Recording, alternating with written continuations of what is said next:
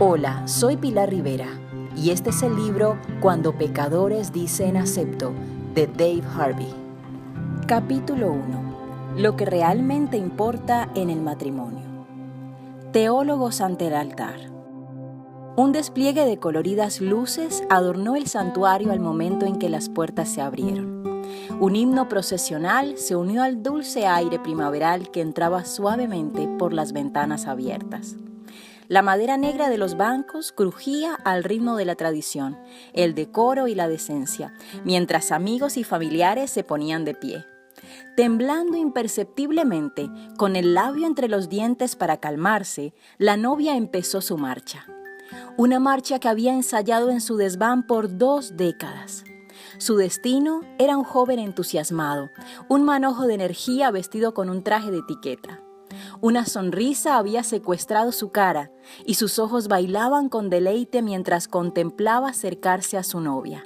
El ministro que oficiaba inclinó su cabeza en un gesto de aprobación, mientras padre e hija hicieron la transferencia ceremonial, colocando la mano de la hija en la del novio.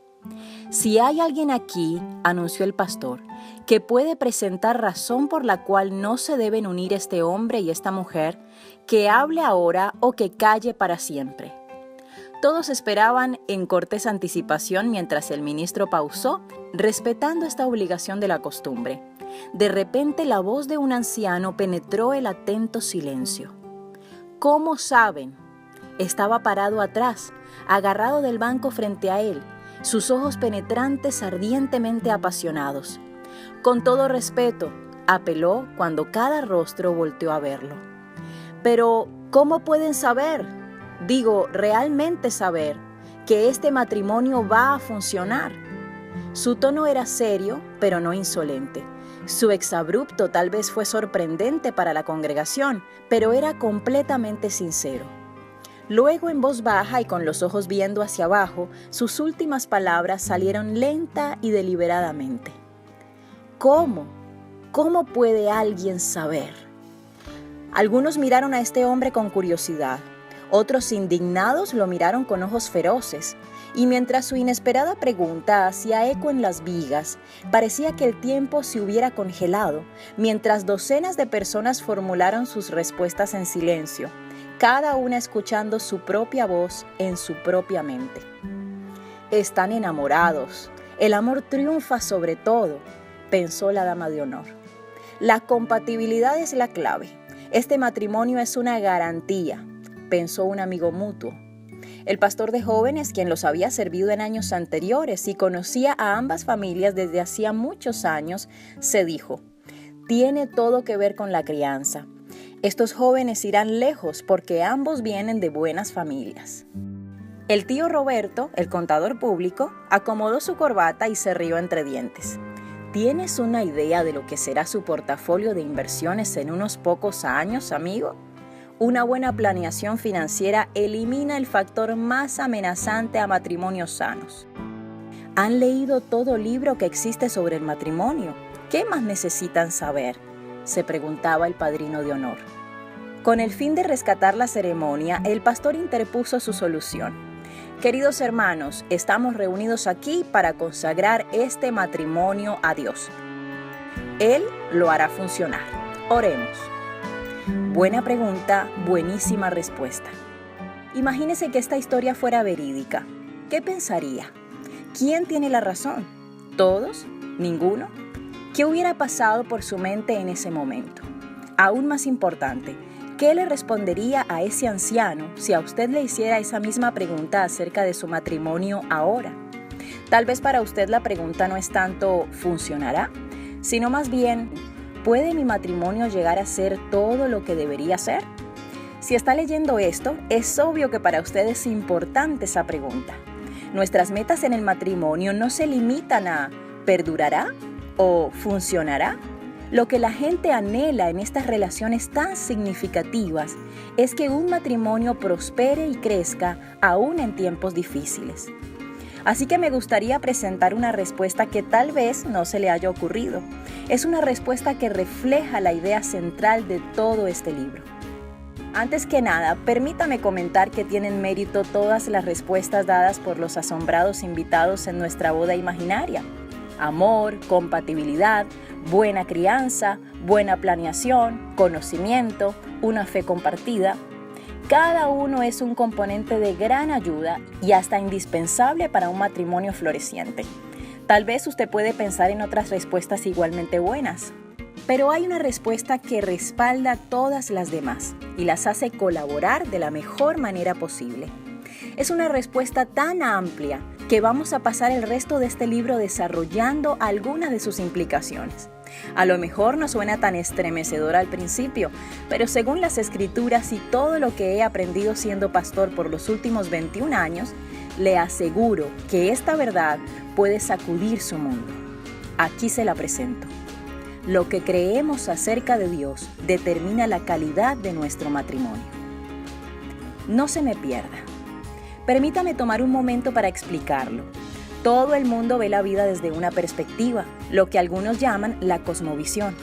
Nuestra cosmovisión se forma a través de muchas cosas: nuestra cultura, nuestro género, nuestra crianza, nuestra situación actual, entre otras. El factor más profundo que determina la cosmovisión de cualquier persona es su entendimiento de Dios. Lo que una persona cree acerca de Dios determina lo que él o ella piensa acerca de cómo llegamos a estar aquí, cuál es nuestro propósito y qué nos pasa cuando morimos. Entonces, básicamente, nuestra cosmovisión, nuestra perspectiva de la vida, está determinada por nuestra perspectiva de Dios. Y cuando hablamos acerca de la teología, realmente estamos hablando de lo que pensamos acerca de Dios, lo que usted realmente cree acerca de Dios y de lo que significa vivir para Dios es su teología. En otras palabras, los teólogos no son solamente ancianos muy inteligentes en seminarios u hombres muy inteligentes ya muertos y reposando en cementerios. Usted es un teólogo también. Escuche a lo que dice un teólogo bien conocido en nuestros tiempos, R.C. Sproul. Ningún cristiano puede evitar la teología. Cada cristiano es un teólogo, tal vez no en el sentido técnico o profesional, pero no obstante, teólogo. La pregunta para los cristianos no es si vamos a ser teólogos, sino si vamos a ser buenos o malos teólogos. ¿Qué tipo de teólogo es usted? No es difícil saberlo. Nos demos cuenta o no, nuestras ideas en cuanto a la vida, necesidades, matrimonio, romance, conflicto y todo lo demás se revelan continuamente en nuestras palabras y acciones, inevitablemente reflejando nuestra perspectiva de Dios. Si usted presta atención, verá que la teología brota de nuestros labios todos los días. A ver si lo reconoce en este fragmento de conversación. ¿Cómo me frustra cuando haces eso? Ah, sí, pues ni modo, así soy yo. No es mi culpa que mi forma de ser te presione todos tus botones equivocados. Te digo que realmente no te importan mis necesidades. ¿Tus necesidades? ¿Y qué de mis necesidades? Aparentemente mis sentimientos no tienen valor en este matrimonio. ¿Por qué no puedes confiar en mí? ¿Un duelo de palabras típico en el matrimonio? Tal vez, pero es mucho más que eso. Tales declaraciones tan sencillas que cada persona casada pudiera pensar, aun si no siempre las decimos, provienen de corazones que han aceptado ciertas suposiciones acerca de quiénes somos, qué necesitamos, lo que realmente importa y cómo entra Dios en todo ello. En una conversación como esta, a la teología se le saca de la cochera y se le lleva a dar un paseo. Tal vez no sea muy obvio ahora, pero espero que quede claro a medida que progrese este libro.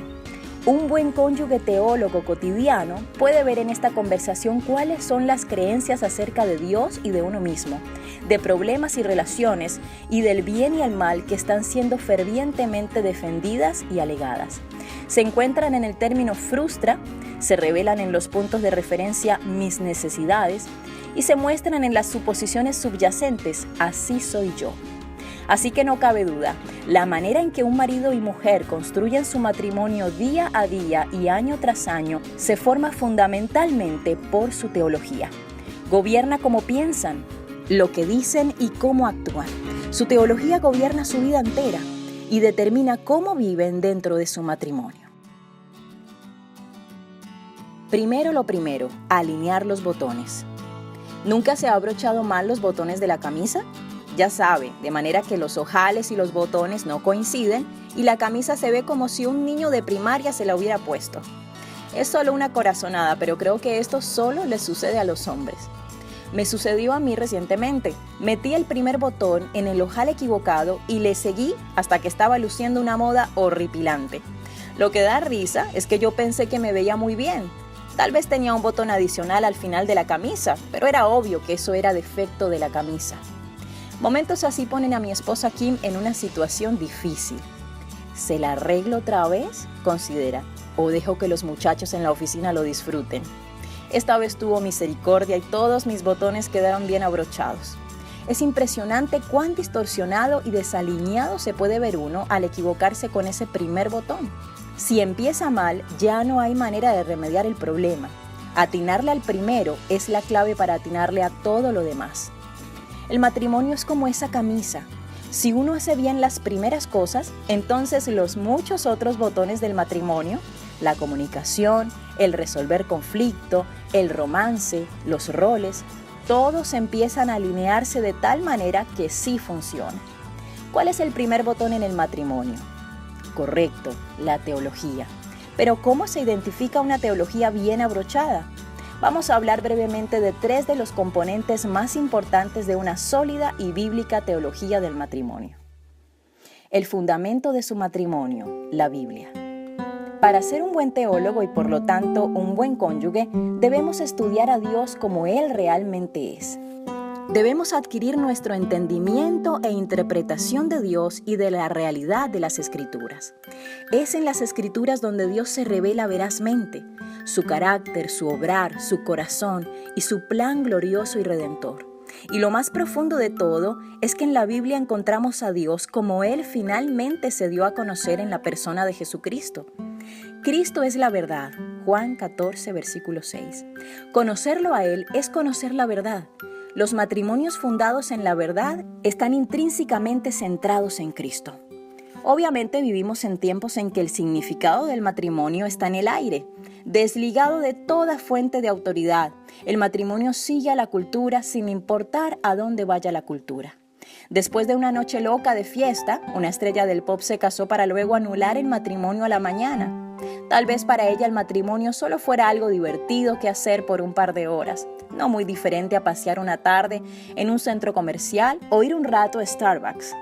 Solo un capricho espontáneo, no pasa nada. Es por esto que la Biblia es tan importante.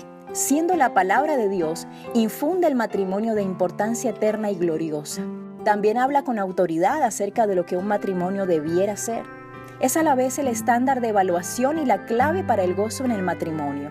Es una cosa maravillosa y liberadora el darse cuenta de que la durabilidad y la calidad de su matrimonio no depende finalmente del vigor de su compromiso a su matrimonio. Más bien depende de algo completamente aparte de su matrimonio, la verdad de Dios, una verdad que encontramos sencilla y claramente en las páginas de las Escrituras. Conozco a un ingeniero con un trabajo demasiado complicado como para que yo siquiera lo empiece a entender. Hace poco me contó de un programa informático con un manual operativo que requería una explicación personal del creador del programa. Ingenieros de todas partes del mundo volaron para reunirse con este inventor para tener sesiones sobre cómo interpretar el manual y usar el programa. La razón de esto era estar con el creador del programa, quien había escrito el manual y quien, por tanto, tenía la autoridad para hablar de ello. Buen punto de partida, me suena lógico. Suena lógico en el matrimonio también. Dios creó el programa del matrimonio, escribió el manual operativo y es fiel a explicarlo. Él es la única autoridad confiable y fidedigna sobre el tema del matrimonio. Como el inventor, vea los primeros 2 capítulos de Génesis. Él sabe cómo funciona y sabe cómo hacerlo durar.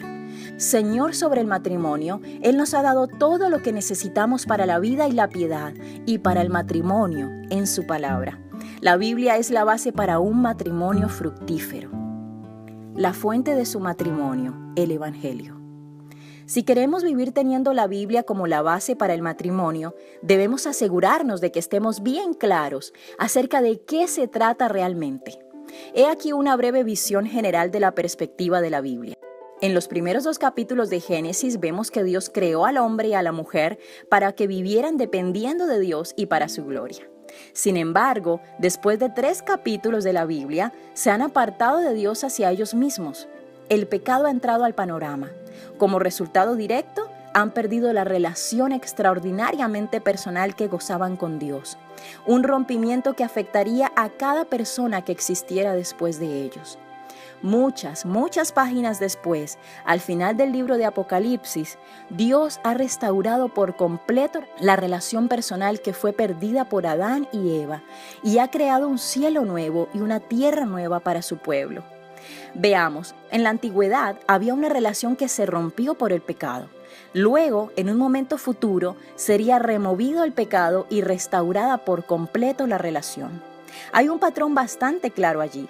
Ahora, ¿qué sucede con los 64 libros de por medio?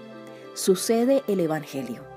Dios envió a su Hijo como respuesta al problema del pecado, no solo como un ejemplo de bondad moral o para enseñarnos cómo vivir, sino para sobrellevar el juicio por el pecado prometido en Génesis 3, a fin de que pudiéramos vivir en una relación restaurada con Dios para siempre. El Evangelio es el corazón de la Biblia. Todo lo que está en las Escrituras es una preparación para el Evangelio, una presentación del Evangelio o una participación en el Evangelio.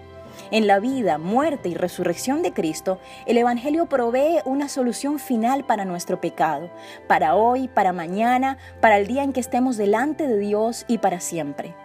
Realmente no hay fin a las glorias del Evangelio. Y es por eso que pasaremos la eternidad maravillándonos de que un santo Dios eligiera humillar a su Hijo primogénito por el bien del hombre pecador. El Evangelio explica nuestro problema más obvio y más básico. El pecado nos ha separado de Dios y de los demás. Así que somos objetos de ira.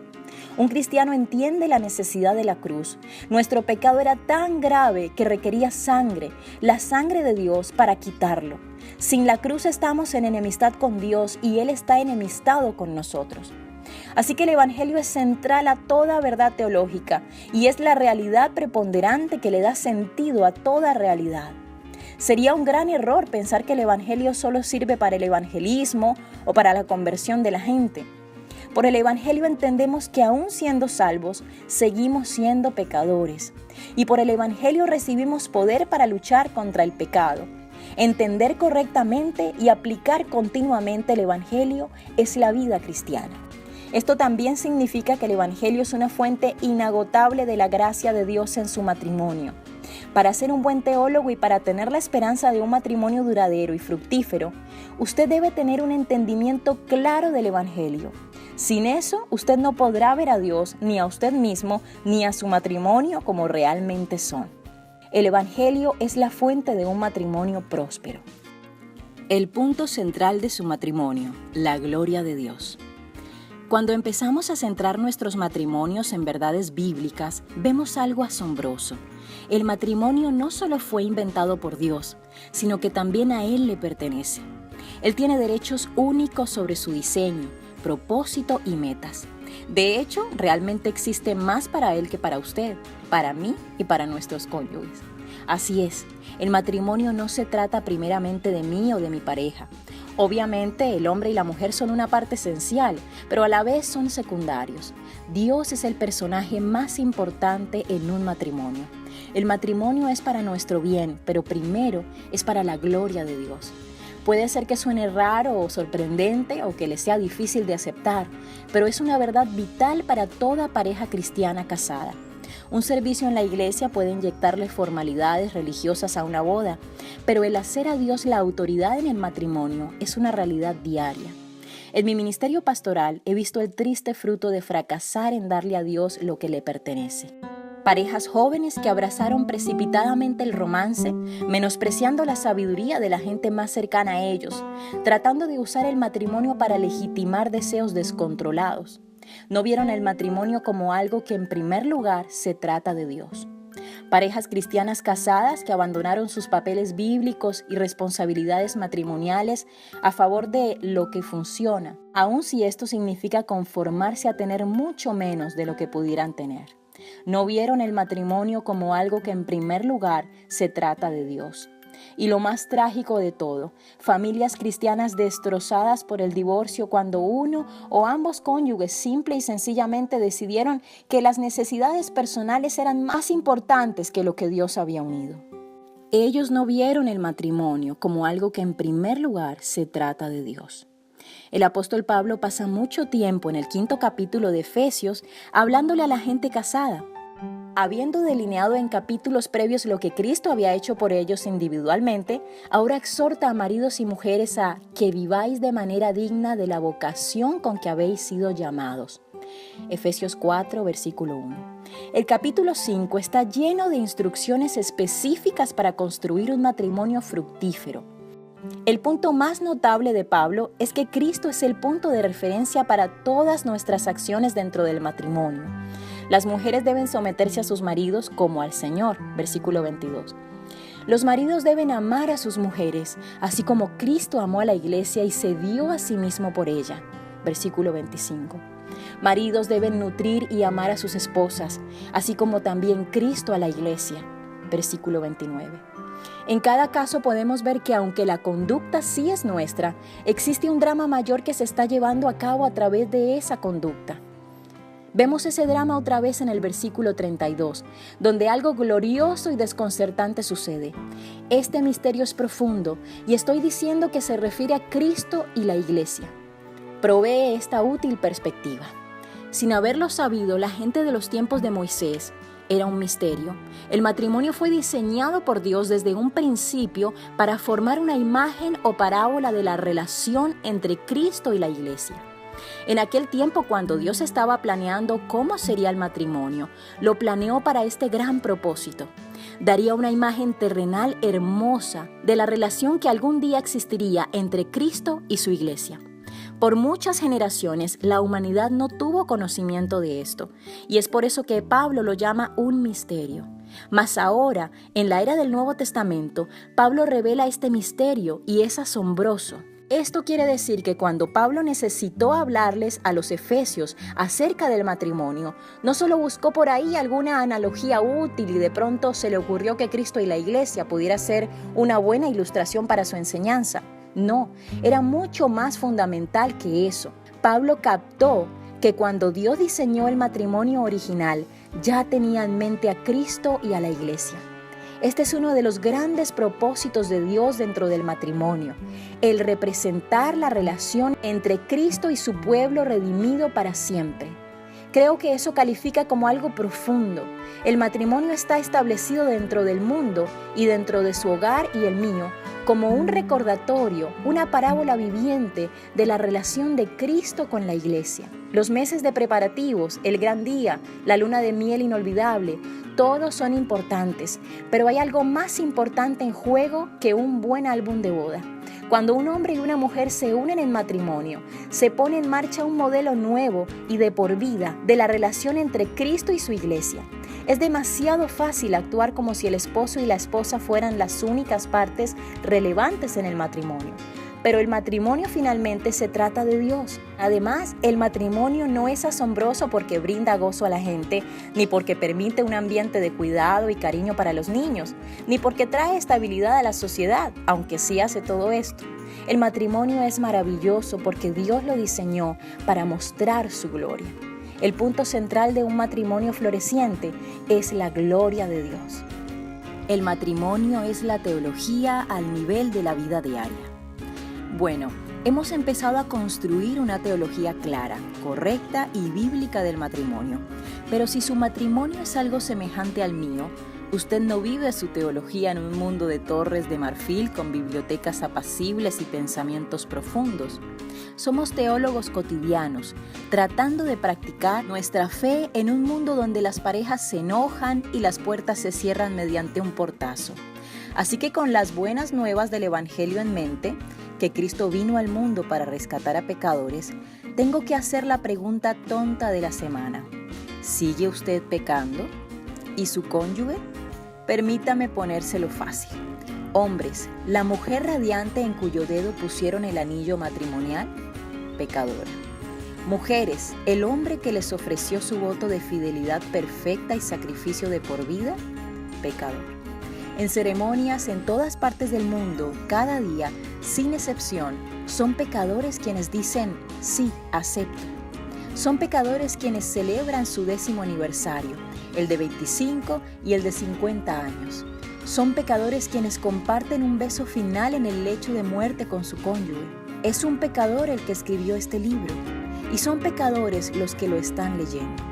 La lucha diaria contra el pecado experimentada por cristianos genuinos subraya el hecho de que mientras que Cristo ciertamente nos salvó, Él no nos transforma instantánea y completamente en no pecadores. Este proceso glorioso inicia en el momento en que nos convertimos y continúa durante el curso de nuestra vida terrenal, pero solo se consumará cuando dejemos este mundo caído.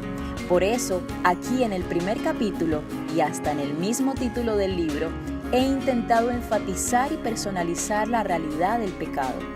Dios nos está transformando a nosotros pecadores. Ese proceso de cambio apunta a una meta gloriosa, hacernos semejantes a su Hijo, nuestro Salvador.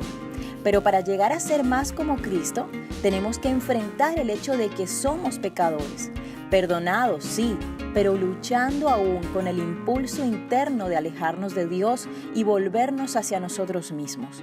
Sin esa claridad bíblica, no tenemos contexto para la cruz ni una conciencia continua de nuestra necesidad de gracia y misericordia. Sin una perspectiva robusta del pecado, la mera noción de lo que significa conocer a Dios se debilita grandemente. Cornelius Plantinga escribió: la grave verdad es que sin una completa revelación del pecado, el Evangelio de la Gracia se vuelve impertinente, innecesario y finalmente aburrido. Sin una revelación completa del pecado, la autoconfianza ciega nos lleva a tratar de hacer que nuestros matrimonios funcionen en nuestra propia fuerza. Y todo lo que intentamos hacer en nuestras propias fuerzas nunca tiene la gloria de Dios como meta final y no obtiene su vida de la fuente del Evangelio. Si su luna de miel ya es una memoria distante y su matrimonio ha perdido algo de su ardor y chispa, considere esto. ¿Qué si abandona la idea de que los problemas y debilidades en su matrimonio son causados por una falta de información, dedicación o comunicación? ¿Qué si usted viera sus problemas como realmente son, causados por una guerra dentro de su propio corazón? Si acaso está leyendo este libro en medio del resplandor y éxtasis de su luna de miel, ahora sería un buen momento para acercarse a su terroncito de azúcar con miel. Ahora sería un buen momento para acercarse a su terroncito de azúcar con miel y susurrarle tiernamente: realmente soy un gran pecador y soy tuyo o tuya de por vida. Así es como se practica la teología cotidiana dentro del matrimonio. Hasta que el pecado sepa amargo, Cristo no será dulce. En este libro le quiero convencer de que tratar con el problema del pecado es la clave para un matrimonio fructífero. Cuando aplicamos el Evangelio a nuestro pecado, nos da esperanza en nuestras vidas personales y en nuestros matrimonios. Las malas nuevas llevan a unas grandiosas nuevas. Así es la historia de la Biblia y la historia de nuestras vidas. El gran pastor a quien mencioné en el prefacio era Thomas Watson. ¿Recuerda sus palabras? Hasta que el pecado sepa amargo, Cristo no será dulce. Quiere decir que hasta que verdaderamente entendamos el problema, no disfrutaremos de la solución. ¿No es este su testimonio? ¿No ha visto que cuanto más claramente usted entiende el alcance horrible del pecado, más rápido corre hacia el Salvador, revelado de nuevo en su gloria, santidad, belleza y poder? Ver primero nuestro propio pecado como la raíz de los problemas en nuestro matrimonio no es fácil y definitivamente no nos brota naturalmente. El pecado que permanece en su corazón y en el mío se opone a Dios y a su pueblo, obstruye nuestro gozo y santidad, eclipsa matrimonios fructíferos y sanos, los cuales son testimonios de la bondad y misericordia de Dios. Sin embargo, a medida que empezamos a reconstruir nuestros matrimonios sobre la palabra de Dios y sobre el Evangelio de la victoria de Cristo sobre el poder del pecado, a medida que encaramos la tristeza, dolorosa e innegable realidad de nuestro pecado remanente, cuando lo vemos como la cosa amarga y odiosa que es, y reconocemos sus metas insidiosas como la raíz de cada dificultad relacional con la cual nos enfrentamos, algo maravilloso sucede. Corremos hacia el Evangelio como el único remedio. Entonces empezamos a darnos cuenta de que hay una nueva esperanza para nuestros matrimonios. Mucha esperanza. Una esperanza que emerge del poder del Evangelio, el mismo poder que resucitó a Cristo de la tumba. Captamos un vislumbrante de la dulce relación en la que se puede convertir nuestro matrimonio. Una unión viva y provechosa en la cual los pecados son confesados y perdonados. Amigos, cuando el pecado se vuelve amargo, el matrimonio se vuelve dulce. Como aquel anciano que interrumpió lo que por todo lo demás era una linda boda, a muchos de nosotros nos entristece ver matrimonios que han empezado tiernamente, pero que no permanecen así. Cada acepto viene con la esperanza de que perdurará ese amor devoto. Pero ¿cómo podemos estar seguros? ¿Cómo sabemos que nuestros matrimonios no solo perdurarán, sino también darán fruto, volviéndose más dulces y deleitosos con el pasar del tiempo? Lo que realmente buscamos es un matrimonio que prospere, cuyo resplandor vaya en aumento, que se vea y funcione como lo que habíamos esperado desde el principio, tal vez hasta más allá de lo que habíamos esperado. La promoción de matrimonios agradables que glorifiquen a Dios es el motivo de este libro. Espero que eso sea lo que usted busca al leerlo. ¿A dónde proseguimos de aquí? Hace 25 años, en las escaleras de mi universidad, le canté una canción a Kim y le pedí la mano en matrimonio. Cualquier persona que me hubiera escuchado cantar hubiera apostado a que ella no me iba a aceptar. Pero dijo sí. No tenía ni idea de la aventura que Dios tenía para nosotros. Ahora tenemos 4 hijos y un gato. No me gustan los gatos, pero estoy enloquecido por Kim y porque a ella le encantan los gatos, trato de tolerarlo. Nuestras vidas son complicadas, tambaleantes sería mejor palabra. Nuestro matrimonio es un caos rico y dulce, pero nuestro caminar se sostiene a través de la gracia de Dios por un compañerismo apasionado que se profundiza cada año. Es un misterio para mí, pero no lo es para Dios. Fue su idea exaltar su nombre cuando pecadores dicen acepto. Por la gracia de Dios, el consejo de los hombres a quienes rindo cuentas en mi iglesia local y mucha enseñanza excelente, la mayoría del tiempo los botones de nuestro matrimonio están bien alineados. Inició hace años cuando empezamos a aprender una verdad sencilla acerca de la importancia de prestar mucha atención a la palabra de Dios.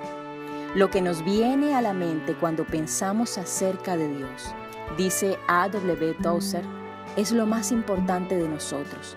Es el primer botón en mi libro y es por eso que enfatizo el ver a Dios, a usted mismo y a su matrimonio por lo que realmente son. Al llegar al final de este primer capítulo, tal vez usted se esté dando cuenta de que algunos de sus botones están fuera de lugar. Tal vez esté pensando que si su experiencia del pecado no es tan amarga y su experiencia en el matrimonio no tan dulce, tal vez su teología no es lo que debiera ser. Está bien, acompáñeme por el resto del libro y haré mi mejor esfuerzo para compartirle muchas cosas maravillosas del matrimonio que he aprendido de las Escrituras y de otros mucho más sabios que yo. Veremos que el pecado, aunque engañoso, es a la vez sorprendentemente predecible. Investigaremos los gloriosos misterios de la misericordia, la gracia y el perdón, y veremos cómo estos se convierten en herramientas prácticas y poderosas en manos de un buen cónyuge teólogo. Examinaremos una variedad de maneras en que podamos ayudar y servir a nuestro cónyuge desde la intensidad de la confrontación hasta la ternura de la intimidad sexual. Y veremos hacia el futuro, cuando nuestro tiempo en esta tierra se acorte, aprendiendo qué significa honrar a Dios en el matrimonio cuando nuestro cuerpo se debilita. ¿Pudiera ser que usted y su amado o amada sean de verdad pecadores? Entonces este libro es para ustedes. ¿Y pudiera ser que es necesario para construir un matrimonio fructífero de todos modos? Dios apoya completa y totalmente cada esfuerzo para construir un matrimonio fuerte que glorifique a Él. Él quiere que nos deleitemos en el matrimonio. Él quiere hacerlo fuerte, perdurable y dulce. Venga conmigo, Vamos a explorar lo que realmente significa ver a Dios, a nosotros mismos y a nuestro matrimonio por lo que realmente son. Es allí donde empieza todo. Soy Pilar Rivera y te invito a que te suscribas a mi canal para recibir este y muchos audiolibros más.